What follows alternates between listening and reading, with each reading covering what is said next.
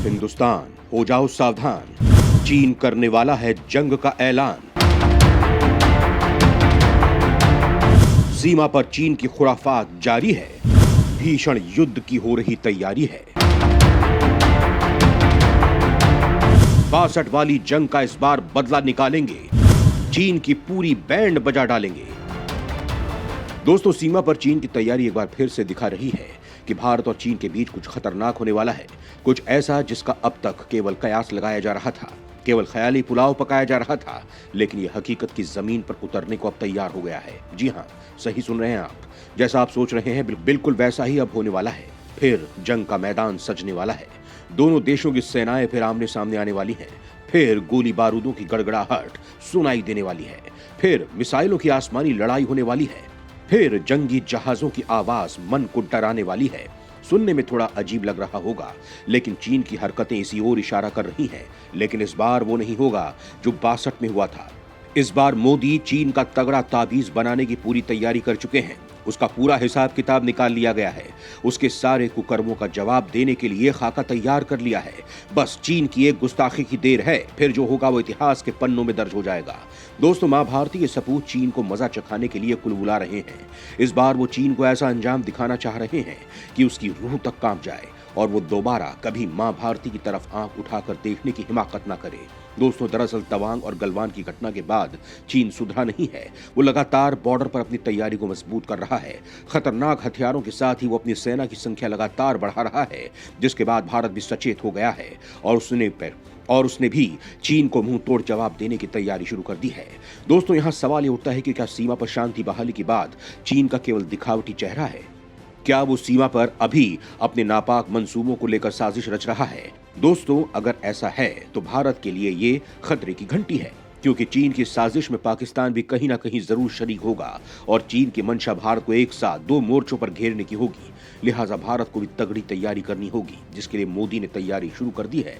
सेना को और ज्यादा आक्रामक बनाने के लिए टूथ टू टेल रेशो को सुधारने का काम किया जा रहा है, जिससे हमले के दौरान चीन और पाकिस्तान दोनों की बैंड बजाई जा सके, उनकी खाट खड़ी की जा सके। दोस्तों, यहाँ सवाल ये उठता है कि आखिर ये टूथ टू टेल रेशो क्या है और इससे भारत कैसे चीन और पाकिस्तान का मुकाबला करेगा? दोस्तों, इस सवाल का जवाब जानने के लिए आपको हमारी ये रिपोर्ट देखनी होगी। तो चलिए शुरू करते हैं। सीमा पर विवाद सुलझाने की सारी कोशिशें नाकाफी, वार्ता के बाद भी सीमा पर साजिशें रच रहा है चीन। दोस्तों, चीन की कथनी और करनी में अंतर एक बार फिर से सामने आया है। कुछ दिन पहले चीन के विदेश मंत्री वांग जी ने पद छोड़ने से पहले सीमा पर स्थिरता और मजबूत द्विपक्षीय संबंधों के लिए भारत के साथ काम करने की बात कही थी, लेकिन जमीनी हकीकत इससे ठीक उलट है। एलएसी पर पीएलए अपनी सैन्य गतिविधि को कम करने की बिल्कुल भी कोशिश नहीं कर रहा है।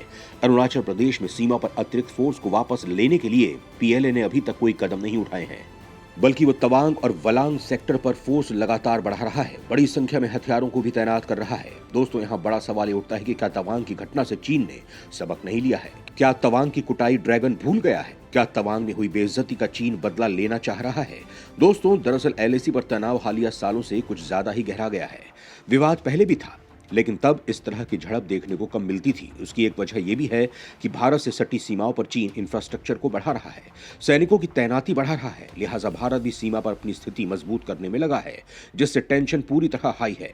लेकिन इन सब के बावजूद दोनों देशों के सैनिकों को गोली चलाने की इजाजत नहीं है। दोस्तों, यहाँ सवाल ये उठता है कि आखिर जब गोली चलाने की इजाजत ही नहीं है, तो फिर चीन सीमा पर इतने हथियार और रक्षा उपकरण क्यों जमा कर रहा है? आखिर इसके पीछे उसका प्लान क्या है?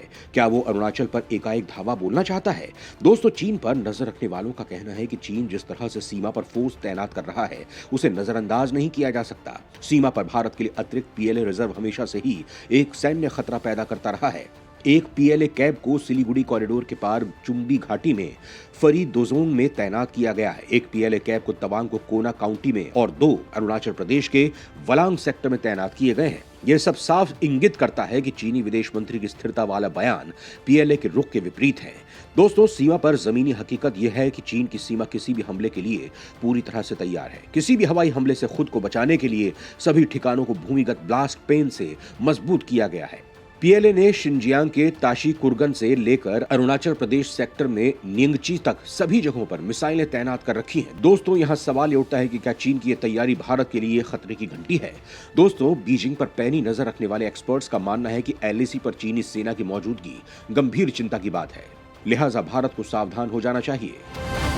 हालांकि तत्काल कोई खतरा नहीं है, क्योंकि चीन में फैली कोरोना महामारी ने उसकी कमर तोड़ कर रखी है। लिहाजा जिनपिंग का पूरा ध्यान इस वक्त आंतरिक मुद्दों को निपटाने पर है, लेकिन फिर भी भारत को ढिलाई नहीं बरतनी चाहिए। दोस्तों, जानकारों का यह भी कहना है कि चीन भारत को 2 मोर्चों पर उलझाने के लिए पाकिस्तान की तरफ से भी छद्म युद्ध जैसी कार्रवाई करा सकता है। दोस्तों, यहाँ सवाल ये उठता है कि अगर सीमा पर इतने गंभीर हालात हैं तो भारत क्या तैयारी कर रहा है, कैसे चीन और पाकिस्तान दोनों की कमर तोड़ने की तैयारी कर रहा है।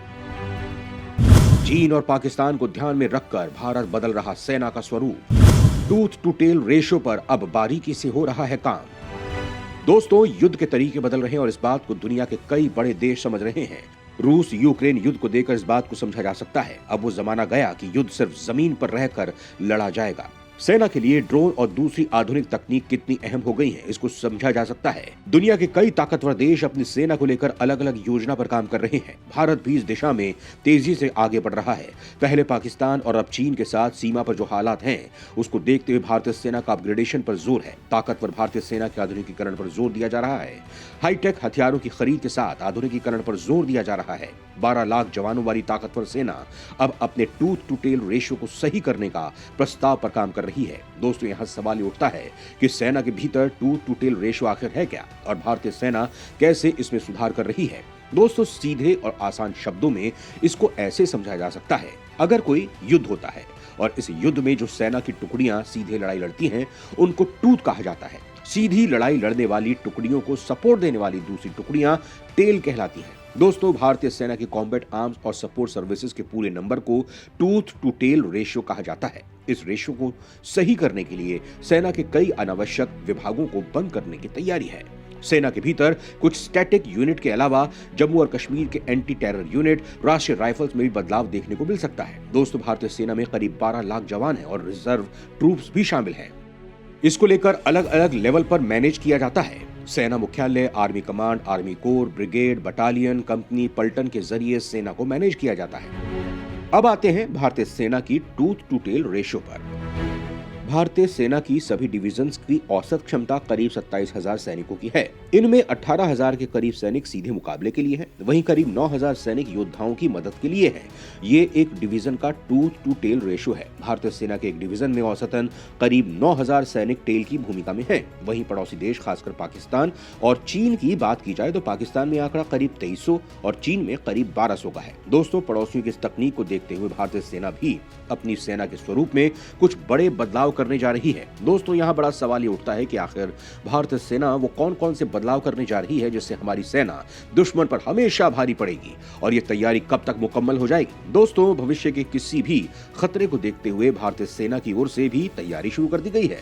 पाकिस्तान और चीन दोनों देशों के साथ इस वक्त भारत के संबंध ठीक नहीं है। आने वाले समय के लिए खुद को तैयार रखने के लिए सेना के भीतर भी कई सारे बदलाव की तैयारी है। इसके चलते अब सेना अपने सपोर्ट मैन पावर में कटौती की दिशा में बढ़ रही है। बदलाव के इन प्रस्तावों में कुछ पुरानी लेगेसी यूनिटों में कटौती और लॉजिस्टिक सेवाओं को आउटसोर्स करने के साथ ही जम्मू कश्मीर में तैनात विशिष्ट राष्ट्रीय राइफल्स का पुनर्गठन शामिल है। इन सब बातों को ध्यान में रखते हुए भारतीय सेना की ओर से पिछले साल भर्ती प्रक्रिया की अग्निपथ स्कीम की शुरुआत हुई। दोस्तों, कुल मिलाकर कहा जाए तो मोदी पूरी तरह सेना के आधुनिकीकरण पर फोकस कर रहे हैं, जिससे जिनपिंग और शहबाज दोनों को 2 गज जमीन के नीचे पहुंचाया जा सके। जय हिंद, जय भारत।